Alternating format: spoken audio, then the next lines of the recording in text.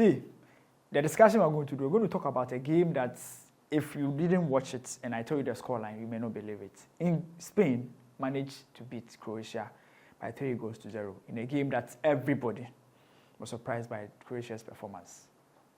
First, were you surprised about Croatia's performance?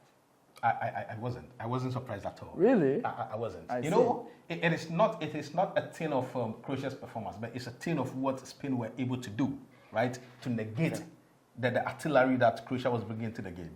Everybody thought that Spain was going to come out with a tiki-taka system again, where they were going to be, holding the ball. Yeah. But you see, for the first time since 2008, right, against Germany, we've had a team had more possession than the Spanish national team. Yeah. For the first time in almost 20 years, or 16 years exactly, right?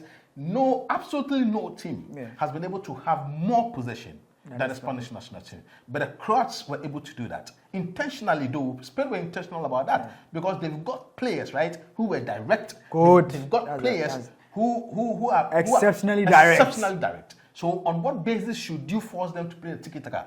Hold the ball. That's extremely coaching. It would have been disastrous. It would have been a public humiliation if they had gone back to what they knew. Do you understand? But they fooled everybody. They fooled everybody. You have in Nico Williams, you have in Jamal. Two fantastic ballers, wingers, right? Who have direct. Pace, with an experienced Morata up front. Experienced Morata. So why should you keep the ball? Yes, true. All right. You understand? Right. So the 4-3-3 system that Spain laid out, right, matched the 4-3-3 system that the Croats brought.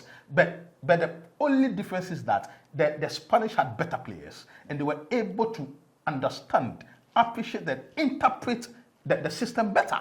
Yeah. You understand me? If you watch the pass that Jamal gave to Carvajal, inch perfect. Understanding was great. Anticipation was great. Pass was good. So I can say that it is not the undoing of the Croats, but it is the better understanding and the better tactical understanding and the layout of the Spanish team that went against them. I think they had just a coach who finds the strength of his players and play into the advantage. It's as simple as that. Direct. It's not about what the nation believes in. Yeah. It is about having the players at your disposal and then knowing the strength of the players that you have and then using the strength of the players against the opposition. And that's exactly what happened. Let's look at the individual moments in the game. Morata, exceptional talent. Sometimes we forget how good he is as a striker. Player who has played for a couple of teams.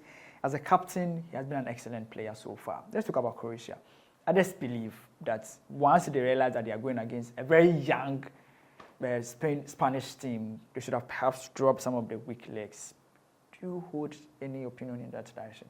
Well, I have always said in my career as a journalist or as a sports pundit that experience without delivery is useless. You understand me? Because you can have all the experience in your squad, but if they are not able to deliver, and for you to deliver, you need the legs.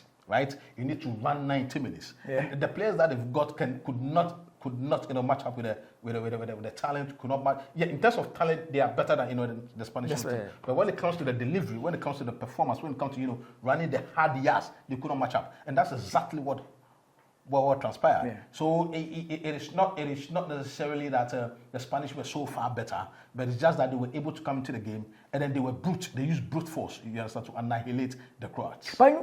But the Croatians also had similar movements. I think they also had movements in the game where they could have easily equalized or could have scored. Is it a matter of upfronts, golf in quality and differences in the player's ability to just put the ball in the net? Because the chance Morata scored on any day, not really 100% chance that any striker could be easily put it in the net. Don't you think so? I do agree with your assertion, but you see, Morata is not a top-notch striker. You just have to be in the moment, and he was in the moment. Do you understand me? You don't necessarily have to be the best to deliver your best, right? To say Morata is not you get an argument. Morata has been very lucky to play for some of the biggest teams in Europe, but he hasn't really made a stamp on any particular team. But in this game, in this Spanish team, the players are working for him, right? And you see, the good thing about Morata is the fact that they've got players who are going to run for him. They've got players who are going to chip in with the passes for him. They've got players who are going to work for him I get to the point. We've got Gavi, who is an all-rounder. They've got Yamal. They've got Nico Williams, who can trade the passes for him. And so they just need him to, be at the right place at the right time. And I can tell you that the goals are going to flow. I see. Morata perhaps might end as a top scorer based on For's assertion.